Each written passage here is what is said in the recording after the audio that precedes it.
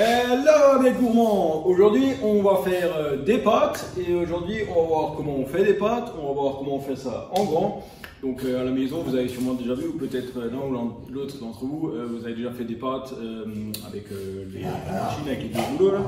Vous passez la vaisselle, désolé pour le chien, vous passez la boule de pâte à travers deux rouleaux, ça vous fait une belle petite bande, vous la posez à plat et avec une roulette vous découpez les pâtes et puis voilà.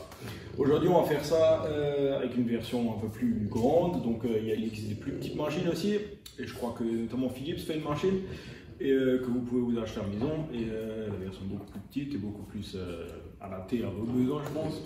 Et puis voilà, moi j'ai dégoté le grand modèle, du coup j'avais un modèle entre aussi un peu plus professionnel, donc ici on inox c'est machin avec un moteur solide et ainsi de suite.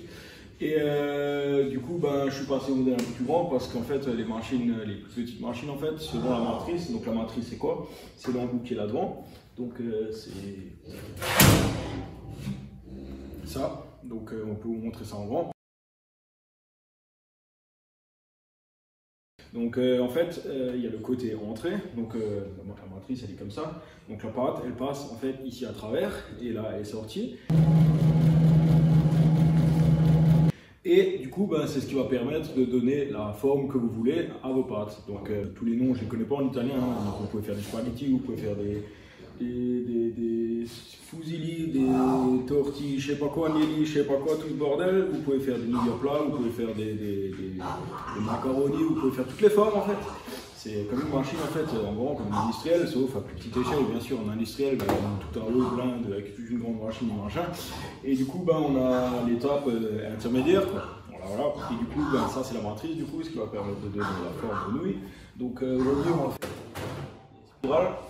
Et donc, on va vous montrer comment ça fonctionne. Et voilà, donc en fait, déjà pour la recette, en fait, ben, pour les nouilles, c'est plutôt simple. Donc les nouilles de base, c'est farine, œuf, point, fin de l'histoire. À la limite, vous pouvez rajouter un tout petit peu d'huile d'olive encore avec, mais la recette de base, ça s'arrête là. Ensuite, on peut faire au lieu des œufs, pour ceux qui ne tolèrent pas les œufs ou ainsi de suite, on peut faire juste la farine et de l'eau. Ensuite, si on rentre un peu plus dans le détail, on peut varier un peu les farines. Donc, on peut varier si c'est la farine simple, donc de blé, tout ça. On peut varier le grain de la farine, donc on peut faire de la semoule, on peut aller jusqu'à de la semoule.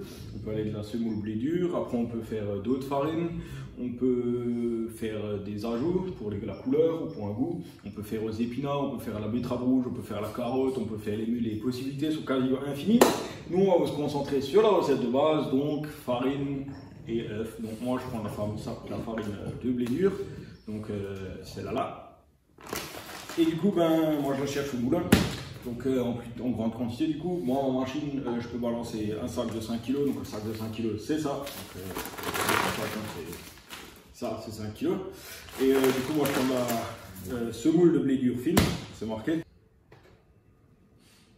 Moi, je prends ça. Pourquoi? Ben, en fait, parce que avec la farine normale, ça, bien sûr, c'est une question de goût. Avec la farine normale, lors de la cuisson, et au final, quand tu les manges, elles sont un peu plus molles et elles sont un peu plus, on va dire, basiques, classiques, quoi. Et pour m'éloigner un peu des pâtes que tu achètes au supermarché, qui sont souvent cuites en 2 minutes et elles sont un peu fades, un peu raplapla.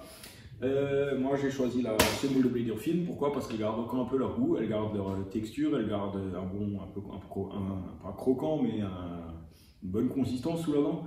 Et ce que moi je trouve un peu mieux. Après les goûts et couleurs, hein, voilà. Et après, bien sûr, on peut faire un mélange de blé dur, de semoule et de farine normale. On peut adapter à tous les besoins. Nous, on va se concentrer sur la recette avant. Voilà. Donc, on va prendre notre farine, on va la balancer dedans. Et bien sûr, il nous faut des œufs. Donc, moi, pareil, je travaille en plus grande quantité. Donc, voilà, moi, j'ai une belle petite palette d'œufs là. Donc, avec ces œufs-là, ben, bien sûr, on va prendre tout l'œuf. Il y a des recettes qui parlent de juste de jaune d'œuf et des recettes qui parlent d'œuf entier, machin. Moi, je prends tout l'œuf comme il est, bien sûr sans la coquille. Moi, j'essaye. Et voilà. Donc, on va casser nos œufs, on va les mettre dans un petit récipient et ensuite, on va faire notre mélange dans la machine. Et en fait, la machine, elle va faire le mélange de la pâte et la presse, donc l'extrusion. ici, et du coup les nouilles elles vont tomber dans un bac, voilà, donc un bac comme ça, donc si vous voyez il y a des trous dedans, donc j'étais pas radin sur le prix, hein. C'est des nouilles exprès c'est des bacs exprès pour des nouilles, et du coup ça permet d'aérer, donc l'air passe à travers, et puis de sécher les pâtes. Donc question séchage, on pourrait aussi encore parler pendant une heure. Il est important en fait de ne pas les sécher trop rapidement, parce que après ça dépend de la forme aussi de la nouille. Si vous les séchez trop rapidement, à l'extérieur de la nouille, donc en forme classique, voilà, à l'extérieur de la nouille, il va se former une croûte entre guillemets, et à l'intérieur ça va pas être sec, et du coup ça risque de se former une moisissure, et du coup c'est pas ce qu'on veut. Donc dès qu'on a un peu en tête, on laisse pour les sécher, tu les prends, tu les fous au four et puis c'est réglé. C'est pas aussi simple que ça, il faut les sécher progressivement pour qu'elles ont bien le temps de sécher à l'intérieur aussi. Donc en industrie, on a des grandes machines, on a des grandes comme des grands fours ou des grandes chambres froides, enfin un mélange des deux un peu. Et on fait en fait des genres de cycles, donc on chauffe, on laisse refroidir, on chauffe, on laisse refroidir, on chauffe, on laisse refroidir, et en extrudant l'humidité aussi par cycle. Et comme ça permet de sécher, de l'humidité de sortir, de sécher, l'humidité de sortir, de sécher, l'humidité de sortir, de sécher, et puis on a un séchage complet. Voilà. Donc ça c'était question séchage, et du coup on va une fois vous faire un petit montage de la machine. Donc pour la machine aussi, pour les potes là qui m'ont aidé, merci encore à Sturm et à Mathias. Et du coup c'était un gros bordel de ramener cette machine, mais bref, ça connaît notre histoire. Donc merci à vous déjà pour ce coup de main. Et du coup, j'ai un peu rafistolé, donc la platine elle était un peu raide, donc j'ai rattrapé la platine. Et autrement, à l'arrêt, il y avait une histoire de courroie encore que j'ai rattrapé. Et autrement, tout est bon quoi. Voilà. Et la mienne elle fonctionne en 380 aussi, ça aussi c'est un peu un problème pour l'angle. Voilà. Donc voilà, on va vous montrer la machine, on va faire un petit.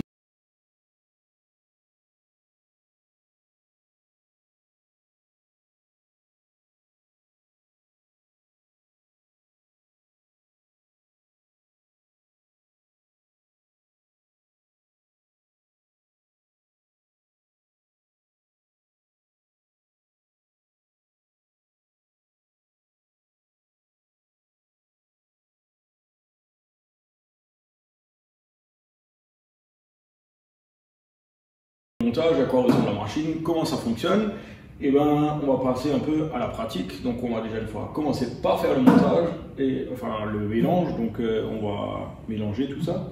Donc on va balancer la farine et les œufs dans le bordel, et puis on va une fois commencer à faire nos premières pâtes. Ça vous tente? Allez hop, on file un coup de main. Allez, c'est parti.